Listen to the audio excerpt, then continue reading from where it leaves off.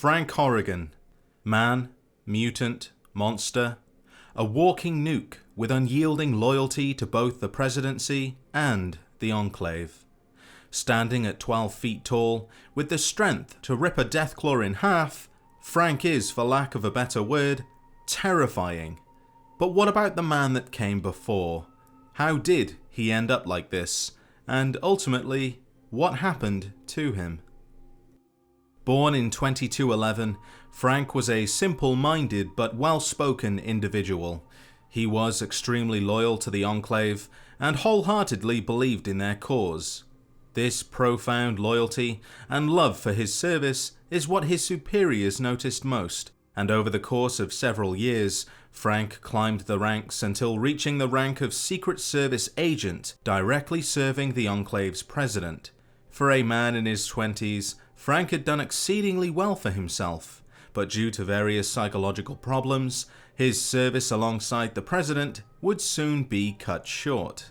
Due to a psychotic misstep, which remains undisclosed in nature, he was swiftly reassigned to wasteland operations, out of sight and out of mind. Frank was now one of several assault squads given the responsibility of capturing able-bodied wastelanders to involuntarily excavate the Mariposa military base, kidnapping people from Redding, Broken Hills, and other nearby settlements. Excavations were underway with many slaves removing the debris and rubble with the goal of reaching the vats of FEV still trapped deep beneath the earth.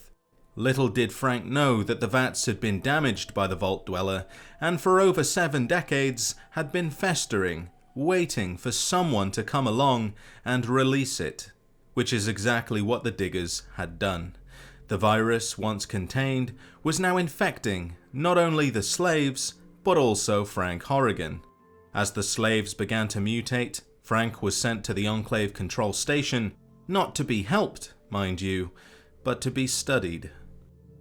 For 2 years, Frank was subjected to unethical and horrifying experiments. The Chemical Corps extensively operated on and studied Frank, who was heavily sedated for their own safety.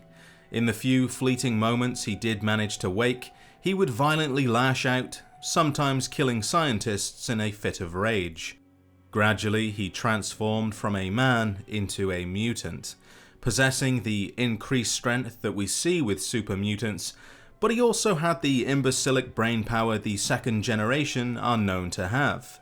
Through many painful surgeries and experiments, Frank was genetically engineered with modified FEV injections, fueling his transformation into a unique mutant, a far larger and far stronger mutant, the very first behemoth, you could say.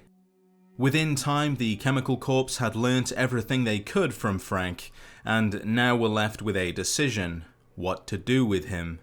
He was incredibly dangerous, violent, unpredictable, perhaps, yet they decided to redeploy Frank in the wasteland as a field operative. But before that could happen, he would have to prove his loyalty, which shouldn't be a difficult thing for the chauvinistic man that was. It just had to be reinforced. Enclave scientists implemented several conditioning programs, essentially brainwashing him and reinforcing his pre-existing loyalty to the Presidency and the Enclave. His low-level intelligence, which was further reduced by the FEV, made this entire ordeal an all-too-easy thing to achieve. With his mind in the right place, their focus turned to his body.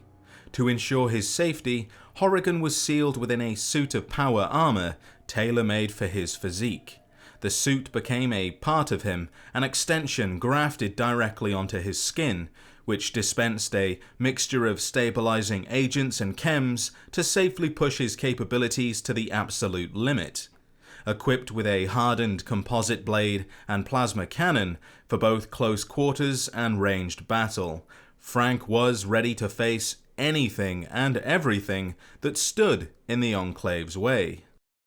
Despite his green skin and rapid growth, Horrigan did not consider himself a mutant.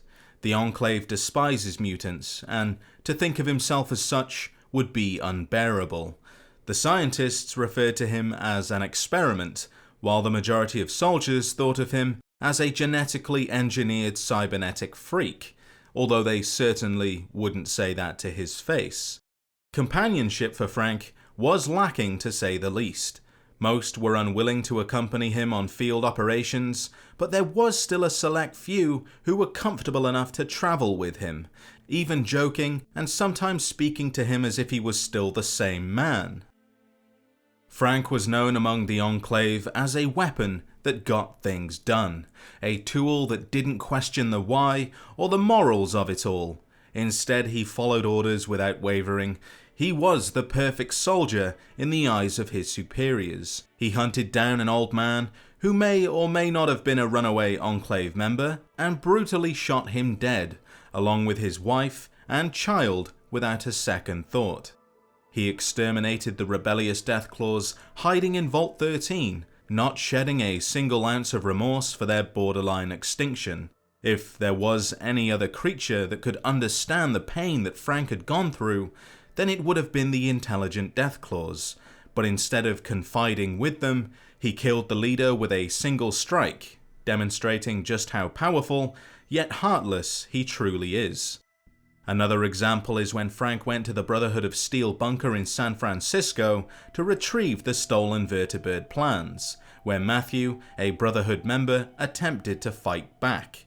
But Frank could only laugh at what he would call a pathetic attempt on his life, before killing him with a single punch. And the first thing on Frank's mind, with Matthew's now lifeless body beside him, is lunch.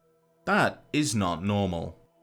Frank's reign of terror would continue, if only for a short time, as the Chosen One from Arroyo, the descendant of the Vault Dweller, would invade the oil rig and destroy it from the inside out. Meanwhile, Horrigan, along with several other soldiers, secured the exit, preventing their escape. The Chosen One tried to reason with him. Some would even say they convinced soldiers such as Sergeant Granite and his crew to join forces to defeat Frank. Whether that is true or not, Horrigan was too far gone to step aside, brainwashed into believing the Enclave with a future, superior in all ways to wastelanders and mutants, let alone a measly tribal. The fight would prove fatal for Horrigan, the systems of his power armor damaged beyond repair, failing, and as we know, his suit is his lifeline. Without it, he dies, and as a result of the ensuing damage, Frank is torn in half, yet lived just long enough to activate the self-destruct sequence and taunt his killer one final time.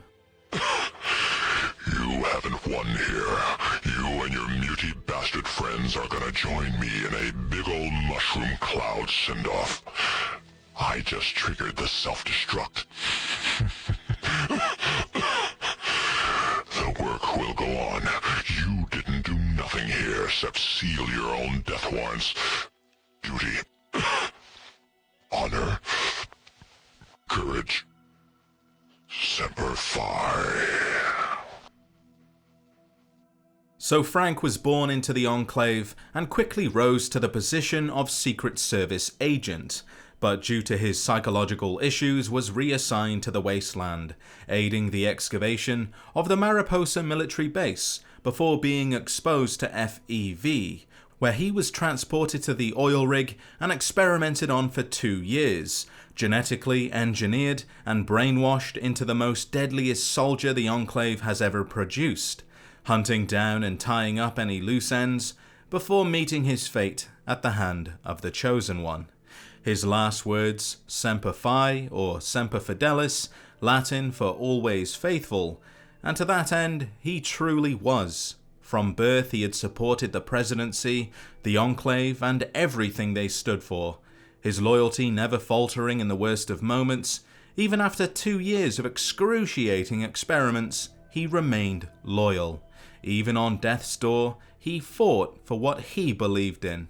Whether right or wrong, it demands respect. Be sure to show your support by liking the video and subscribing if you haven't already for more Fallout content. If there's anything you would like to see in a later video, leave a comment and I'll see what I can do. With that said, thank you as always for watching, and I'll see you in the next adventure.